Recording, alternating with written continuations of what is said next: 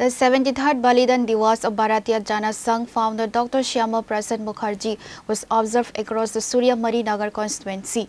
Led by local MLA and Tripura Assembly Deputy Speaker Ram Prasad Paul, a morning procession was kicked off from the Chandi Mother Club area in Ward number 44, concluding at the Bharat Mother Club premises in Dugli. The event saw the participation of Mandal President Sukanto Chandra, local councillor Uday Bhaskar Chakraborty, Dubli Block Chairman Bulan Saha, and numerous BJP careers. The program concluded with the dignitaries and supporters paying floral tributes and garlanding the statue of Dr. Shyama Prasad Mukherjee near Tripura University, with Deputy Speaker Ram Prasad Paul urging everyone to follow his patriotic footsteps. কাছে প্রাণ পুরুষ মহাপুরুষ কারণ ভারতীয় জনতা party প্রতিষ্ঠাতা হিসেবেই আমরা শ্যামাপ্রসাদ মুখার্জিকে আমরা মান্যতা দেই এবং ওনারই নীতি আদর্শ নিয়ে ভারতীয় জনতা পার্টি 1980 সনের 6 এপ্রিল প্রতিষ্ঠিত হয়েছিল। ওনার যে অগাধ দেশপ্রেম, দেশের প্রতি যে ওনার দায়িত্বশীলতা বোধ,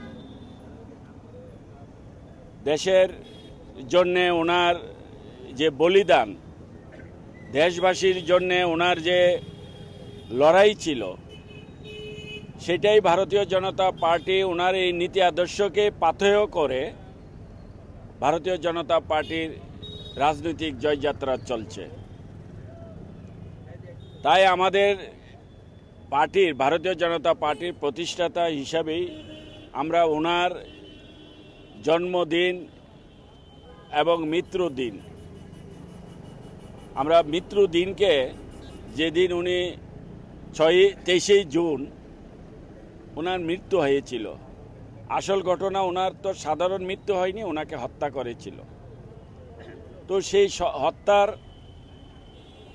কাহিনী আমরা ভারতবাসী সবাই জানি। ওনাকে কে হত্যা করেছিল, কিভাবে হত্যা হয়েছিল, কি কারণ ছিল, জওহরলাল নেহেরু কিভাবে শ্যামাপ্রসাদ মুখার্জিকে হত্যা করেছিল, কিসের কারণে হত্যা করেছিল, এটা আমরা ভারতবাসী এখন জেনে ফেলেছে, জানে। তাই আমরা ভারতীয় জনতা পার্টির কার্যকর্তা হিসেবে আমরা ওনার এই বলিদান দিবস অর্থাৎ ওনার যে 23 জুন, সেই থেকে আমরা 6 জুলাই যে আমাদের ওনার জন্মদিবস, জন্মজয়ন্তী, সেটাকে আমরা একটা তিথি, পক্ষকাল তিথি হিসেবে আমরা মেনে নিই। অর্থাৎ 23 জুন ওনার মৃত্যুদিনকে আমরা বলিদান দিবস বলি, যেহেতু ওনাকে হত্যা করেছিল চক্রান্ত করে। সেই সময়কালে কমিউনিস্ট পার্টি এবং কংগ্রেস পার্টির তখনকার সময়ে প্রধানমন্ত্রী জওহরলাল নেহেরু তাদের চক্রান্তে ওনাকে হত্যা করেছিল। সেই জন্য ওনার এই হত্যার দিনটাকে আমরা বলিদান দিবস এবং 6 জুলাই জন্মজয়ন্তী দিবস, এর মধ্যে 14 দিন সেটাই হচ্ছে পক্ষকাল দিবস। তা আমরা আজকে এই সূর্যমণি নগরে আমরা একটা সিদ্ধান্ত নিয়েছি, আমরা 23 জুন থেকে 6 জুলাই এই 14 দিন আমরা প্রত্যেক দিন ভোর 5টা থেকে আমরা শুরু করব প্রভাত ফেরি। আর সেখানে আমরা অনেক ধরনের আরও কর্মসূচি হাতে নিয়ে আমরা প্রভাত ফেরি পদযাত্রা আমরা প্রত্যেক দিন করব।